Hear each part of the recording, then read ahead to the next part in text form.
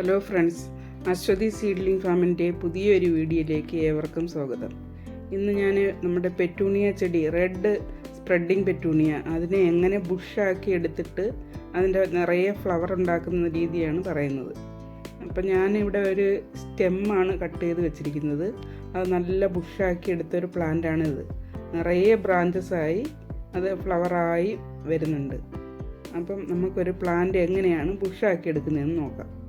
ഞാനതിന് ആദ്യമേ plant cut ചെയ്യുന്നതിന് മുമ്പിട്ട് തന്നെ അതിന് ഒരു വളപ്രയോഗം ചെയ്യും.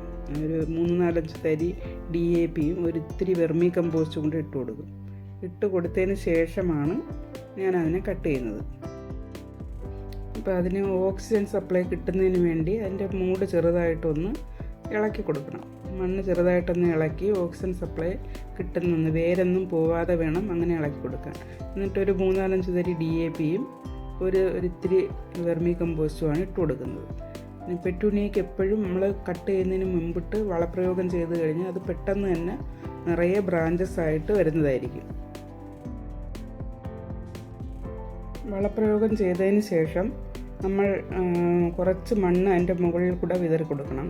കാരണം ഈ വളത്തിൻ്റെ അംശമൊക്കെ ലീവ്സിലൊക്കെ, ഇലകളിലൊക്കെ തട്ടിക്കഴിഞ്ഞാൽ അത് ചീഞ്ഞ് പോകാൻ സാധ്യതയുണ്ട്. അതുകൊണ്ട് അതിൻ്റെ പുറമേ കുറച്ച് മണ്ണ് വിതറി കൊടുക്കണം. വിതറി കൊടുത്തതിന് ശേഷം വേണം അത് കട്ട് ചെയ്യാനായി. കട്ട് ചെയ്യുന്നതിന് നമുക്ക് 2-3 ബ്രാഞ്ചസ് കാണുന്നതിൻ്റെ മുകൾ ഭാഗം വെച്ച്, ഒരു പകുതി ഭാഗം വെച്ച് കട്ട് ചെയ്യണം. കട്ട് ചെയ്ത ആ മുകൾ ഭാഗം നമുക്ക് അപ്പോൾ തന്നെ വേറൊരു ഗ്ലാസ്സിലോ വെറും പ്ലെയിൻ മണ്ണിൽ റൂട്ടിംഗ് ഹോർമോണിൽ മുക്കി കുത്തിവെക്കുകയും ചെയ്യാം. അപ്പോൾ അതും ഒരു പ്ലാന്റായിട്ട് കിട്ടും. നമുക്ക് പെറ്റൂണിയയിലെ മുകൾ ഭാഗം കട്ട് ചെയ്ത് അത് കളയണ്ട, അതിന് നട്ടുവയ്ക്കാം. കട്ട് ചെയ്തതിന് ശേഷം നമ്മൾ മുകൾ ഭാഗത്ത് കട്ട് ചെയ്ത സ്ഥലത്ത് ഇത്തിരി ഫംഗിസൈഡ് തേച്ച് കൊടുക്കണം. കാരണം അതിന് ഫംഗൽ ഇൻഫെക്ഷനൊന്നും വരാതിരിക്കുന്നതിന് വേണ്ടിയിട്ട് ചെറുതായിട്ടൊന്ന് തൊട്ട് കൊടുത്താൽ മതി. ഫംഗിസൈഡിൻ്റെ സാഫ് പൗഡർ ഒന്ന് തൊട്ട് കൊടുത്താൽ മതി. അതും പ്രത്യേകം ശ്രദ്ധിക്കേണ്ട കാര്യമാണ്. കാരണം അതില്ലെങ്കിൽ അവിടെ വെച്ച് ചീഞ്ഞു പോകാൻ സാധ്യതയുണ്ട്. അങ്ങനെ കുറേ ചെടികൾ നമുക്കിങ്ങനെ കട്ട് ചെയ്ത് വളമിട്ട് മാറ്റി വയ്ക്കാം. അപ്പോൾ ഈ ചെടികളിങ്ങനെ നിറയെ ബ്രാഞ്ചസ് വരുമ്പോഴാണ് അതിൽ നിറയെ പൂക്കളുണ്ടാകുന്നത്. പൂക്കൾ കാണാൻ നല്ല ഭംഗിയായിരിക്കും. ഒരുപാട് ഫ്ലവേഴ്സിൽ തന്നെ ഒരുപാട് ബ്രാഞ്ചസ് ആകുമ്പോൾ ഒരുപാട് ഫ്ലവറും കിട്ടും. ഞാനത് കട്ട് ചെയ്യുമ്പോൾ അപ്പോൾ തന്നെ അത് ഗ്ലാസ്സിൽ നട്ട് വയ്ക്കും. കാരണം അത് വാടിപ്പോയി കഴിഞ്ഞാൽ ആ പ്ലാന്റിൻ്റെ ഒരു ഫ്രഷ്നെസ് പോയി കഴിഞ്ഞാൽ പ്ലാന്റ് പെട്ടെന്ന് വാടി കുഴഞ്ഞു പോകും. അതുകൊണ്ട് അപ്പോൾ തന്നെ നട്ട് വയ്ക്കും.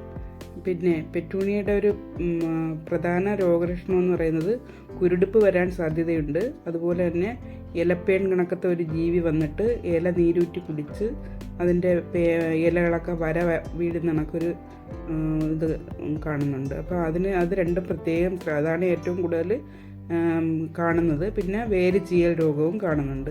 വേര് ചീയൽ രോഗത്തിന് ഞാൻ നേരത്തെ പറഞ്ഞിട്ടുള്ളതുപോലെ തന്നെ ഇടയ്ക്ക് സൂഡോമോണാസ് കലക്കി ഒഴിച്ചു കൊടുക്കാം. ഇൻഡോഫിൽ 1 ml 1 ഗ്രാം 1 ലിറ്റർ വെള്ളത്തിൽ കലക്കി അങ്ങനെ ഒഴിച്ചു കൊടുക്കാം.